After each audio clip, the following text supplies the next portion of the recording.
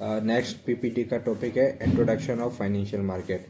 Financial market क्या होता है? फाइनेंशियल मार्केट एक ऐसा मार्केट होता है जहाँ पे कंपनियाँ अपने शेयर और बॉन्ड्स को जारी कर धन जुटाने के लिए शेयर और बॉन्ड को जारी करती हैं और कस्टमर उन शेयर और बॉन्ड को खरीदते हैं। इस प्रकार कंपनियां धन जुटा करके अपना उद्देश्य को पूरा करती हैं और इस प्रकार का जो मार्केट होता है उसको फाइनेंशियल मार्केट करते हैं। अब डेफिनेशन के हिसाब से देखें तो फाइनेंशियल मार्केट आर प्लेटफॉर्म और सिस्टम वेयर बायर्स और सेलर्स ट्रेडेड फाइनेंशियल असेट। एक ऐसा मार्केट होता है फाइनेंशियल मार्केट जहाँ पे एक सिस्टम होता है जहाँ पे बायर और सेलर फाइनेंशियल असेट को खरीदते और बेचते हैं, such as stock, bonds, currency and derivatives. Stock क्या होता है और बॉन्ड्स क्या होता है, इन दोनों में डिफरेंस क्या होता है? बॉन्ड्स वो होते हैं जो जिसकी एक निश्चित मैच्योरिटी पीरियड होता है। इस मैच्योरिटी पीरियड को पूरा करने के बाद मूल राशि के साथ साथ उसको इंटरेस्ट दिया जाता है कस्टमर को, जबकि स्टॉक में कोई मैच्योरिटी पीरियड नहीं होता है, स्टॉक को कभी भी बेच सकते हैं। और करेंसी तो आप जानते ही हैं। और डेरिवेटिव्स का उदाहरण यदि डेरिवेटिव्स की डेफिनेशन देखा जाए तो पहले भी मैंने अपनी पीपीटी में बताई है कि आने वाले समय में किसी भी वस्तु के भाव का अनुमान लगाकर वर्तमान समय में एक प्रकार से दो पक्षों द्वारा कॉन्ट्रैक्ट करना, एग्रीमेंट करना डेरिवेटिव्स के अंतर्गत आता है। फॉर इंस्टेंस मान लीजिए यदि कोई एक व्यापारी और एक मक्के का किसान है, वो तत्कालीन समय में एट ए करेंट टाइम में एक कॉन्ट्रैक्ट करते हैं, जैसे कि उन दोनों के बीच में एक कॉन्ट्रैक्ट होता है कि एक क्विंटल मक्का आने वाले 4 साल बाद 2,000 रुपये प्रति क्विंटल में किसान व्यापारी को देगा। परंतु आने वाले टाइम में 4 साल बाद में उसकी कीमत क्या रहती है, ये अनुमान लगाना एक कठिन काम होता है। कोई पेशेवर व्यक्ति रहता है वही इसका अनुमान सही से लगा पाता है। तो 4 साल बाद यदि मान लीजिए किसी भी मार्केट के हिसाब से यदि मक्के की कीमत 1,800 रुपये हो जाती है, लेकिन कॉन्ट्रैक्ट के हिसाब से व्यापारी को किसान को 2,000 रुपये में प्रति क्विंटल में खरीदना पड़ेगी, तो इस हिसाब से व्यापारी को हानि हो जाती है और किसान को नुकसान, व्यापारी को हानि हो जाती है और किसान को लाभ प्राप्त हो जाता है। लेकिन इसके विपरीत यदि गन्ने की मक्के की कीमत यदि ज़्यादा हो जाती, 2,200 रुपये हो जाती, तो इस कंडीशन में एग्रीमेंट के तहत व्यापारी को किसानों को 2,000 रुपये प्रति क्विंटल के हिसाब से देना रहेगी। इस हिसाब से 200 रुपये को किसान की हानि हो जाती है और व्यापारी को लाभ हो जाता है। तो पहले से पूर्वानुमान लगाना एक चैलेंजिंग वर्क होता है, यही डेरिवेटिव्स के अंतर्गत आता है। अब इम्पोर्टेंस क्या होता है? Financial market play a crucial role in allocation capital. जो कैपिटल है उसके आवंटन में उसको सभी लोगों तक बांटने में एक क्रूशियल रोल फाइनेंशियल मार्केट निभाता है। Facilitating instrument and promoting economic growth और इन्वेस्टमेंट की फैसिलिटी प्रोवाइड कराता है। कैसे इन्वेस्टमेंट किया जाए उसके लिए धन जुटाने का काम फाइनेंशियल मार्केट द्वारा किया जाता है। ये क्या करता है? इकोनॉमिक ग्रोथ को प्रमोटिंग करने का काम करता है। टाइप ऑफ फाइनेंशियल मार्केट में आते हैं। अब पहला टाइप में आता है कैपिटल मार्केट। क्या होता है? Definition: capital market are where long term security such as stock और बॉन्ड आर बॉट और सोल्ड। लॉन्ग टर्म के लिए जिन सिक्योरिटी को खरीदा और बेचा जाता है वो कैपिटल मार्केट के अंतर्गत आती है। उदाहरण के तौर पे स्टॉक्स है और बॉन्ड है। स्टॉक और बॉन्ड की डेफिनेशन मैंने पहले बता दी और अंतर भी बता दिया है। Example: stock market New York stock exchange है। Bond market US treasury bond market है। अब आता है money market. Definition money market की: money market deal with short debt security and financial instrument. छोटे समय के लिए जहाँ से शॉर्ट टर्म के लिए लोन प्रोवाइड किया जाता है।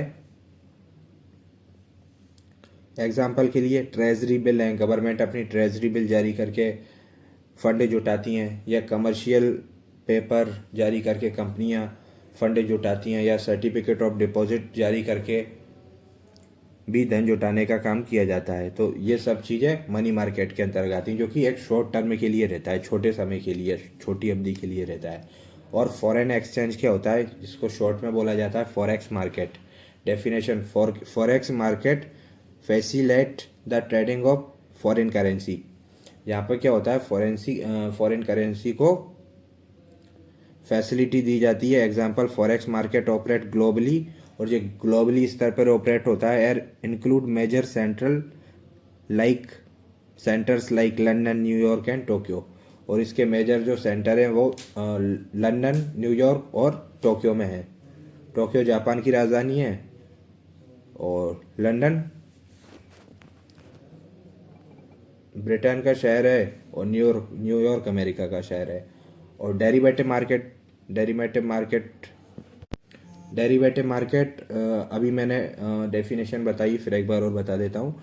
Derivative market are financial contract whose value is derived from the underlying asset.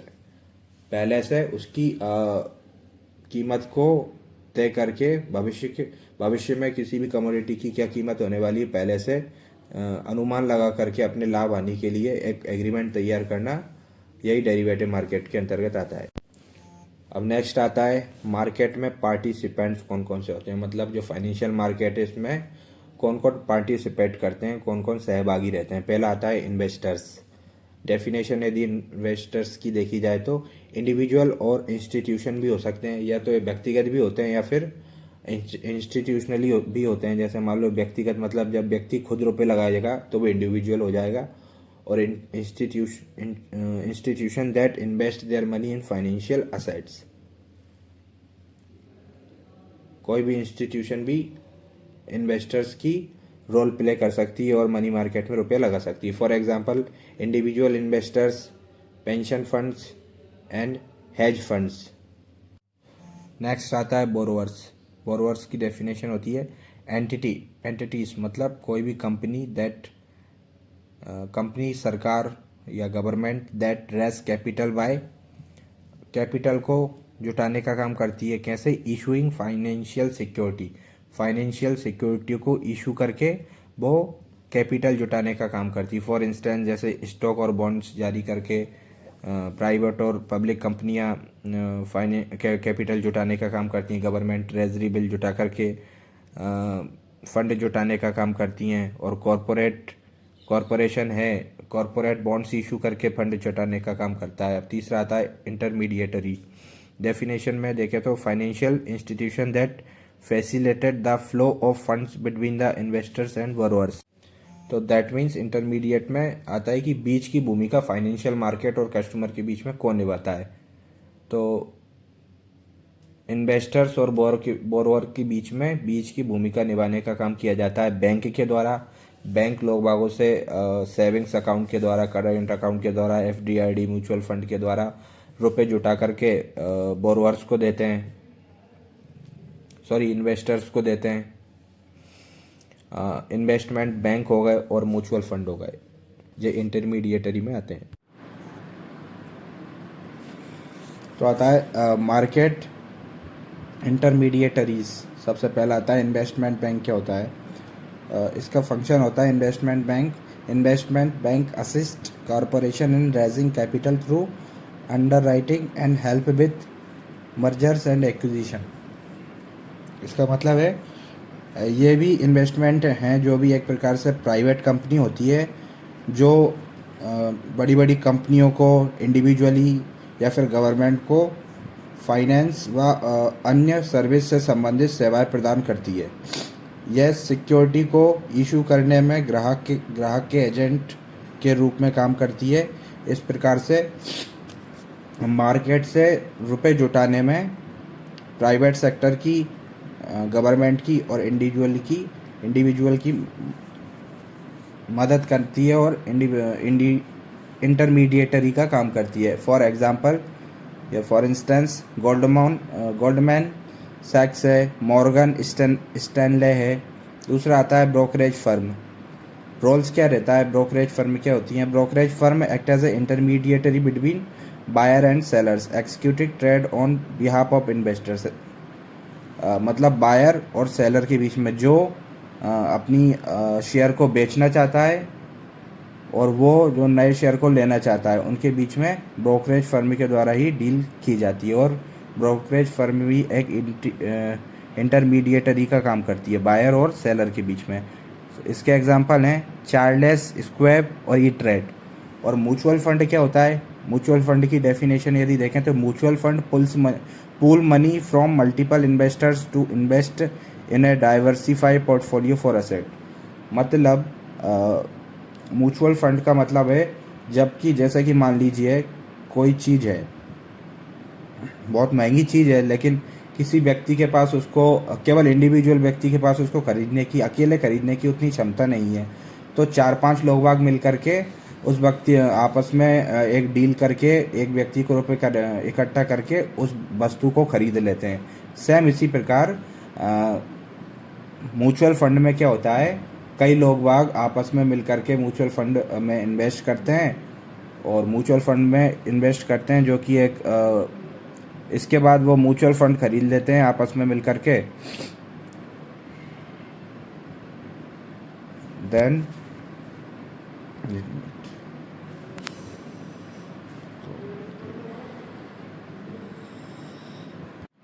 तो एक प्रकार से म्यूचुअल फंड भी मार्केट से फाइनेंस जुटाने का एक मार्केट का इंटरमीडिएटरी साधन है। अब नेक्स्ट टर्म आती है कि मार्केट इंफ्रास्ट्रक्चर क्या होता है। जैसे कि किसी भी चीज़ का इंफ्रास्ट्रक्चर रहता है, नॉर्मली हम जानते हैं कि सड़क हुआ या फिर रेल ट्रैक हुआ या फिर पोर्ट हुआ, तो ये जनरली इंफ्रास्ट्रक्चर कहा जाता है। और जब मार्केट के इंफ्रास्ट्रक्चर की बात करते हैं तो हम उसमें आता है स्टॉक एक्सचेंज आता है। बेसिकली स्टॉक एक्सचेंज होता क्या है, इसका रोल क्या होता है? Stock exchange provide a platform, digitally online platform for buying and selling company stock and other security. Online किसी भी स्टॉक कंपनी के लिए सिक्योरिटी को खरीदना और बेचने का एक प्लेटफॉर्म अवेलेबल कराता है stock market. For example NASDAQ London stock exchange है, नेशनल स्टॉक एक्सचेंज जो कि इंडिया का है, बॉम्बे स्टॉक एक्सचेंज जो कि इंडिया का है। नेक्स्ट टर्म आती है क्लियरिंग एंड सेटलमेंट सिस्टम क्या होता है। डेफिनेशन यदि देखा जाए, clearing and settlement system ensure the smooth transfer of security end fund between parties involve in A trade. मतलब जैसे कि बैंक में क्या होता है, यदि बैंक में सेटलमेंट कैसे होता है, क्लियरिंग कैसे होता है, NEFT, RTGS और IMPS के द्वारा फंड का एक स्थान से दूसरे स्थान तक ट्रांसफ़र किया जाता है। ठीक इसी प्रकार शेयर मार्केट में किया जाता है। शेयर मार्केट में वेरियस पार्टी के बीच में जब व्यापार होता है, कई पार्टियों के बीच में जब ट्रेड चल रहा होता है, तो उसमें सिक्योरिटी को ट्रांसफ़र करना, तो उसका कैसा सिस्टम रहता है, वो clearing and settlement system ensure the smooth transfer of the security end fund transfer between party involve in A trade. तो सिक्योरिटी को एक व्यक्ति से दूसरे व्यक्ति तक, दूसरे से तीसरे तक किस प्रकार का सिस्टम है, किस प्रकार से क्लियरेंस किया जाता है, उसमें यह सब आता है। For example depository trust and clearing corporation है, that means DTCC, Euroclear है, NSDL है और CDSL है। नेक्स्ट आता है, अब मार्केट इंफ्रास्ट्रक्चर में आता है, अगला है सेंट्रल काउंटर पार्टीज हैं, फिर आता है डेफिनेशन। सेंट्रल काउंटर पार्टीज क्या होती है, इसकी डेफिनेशन है CCPs act as a intermediary. ये एक इंटरमीडिएटरी की तरह कार्य करती है और guaranteeing trade to reduce counter party risk. मतलब कि ये दोनों पक्षों के बीच में काम करती है और गारंटी देती है दोनों को कि डिफ़ॉल्टर मुद्दों से जुड़े जोखिम को, मतलब जो डिफ़ॉल्टर होता है उसके रिस्कों को कम करने का एक प्रकार से गारंटी देती है। और जो CCP होती है, एक व्यापार में, ट्रेड में खरीदारों और विक्रेता, लेने और देने दोनों पक्षों के रूप में कार्य करती है। इसमें शामिल प्रत्येक पक्ष से रुपए को कलेक्ट करती है और व्यापार की शर्तों की, जो ट्रेड्स की जो टर्म्स एंड कंडीशन रहती हैं उसकी गारंटी देती है।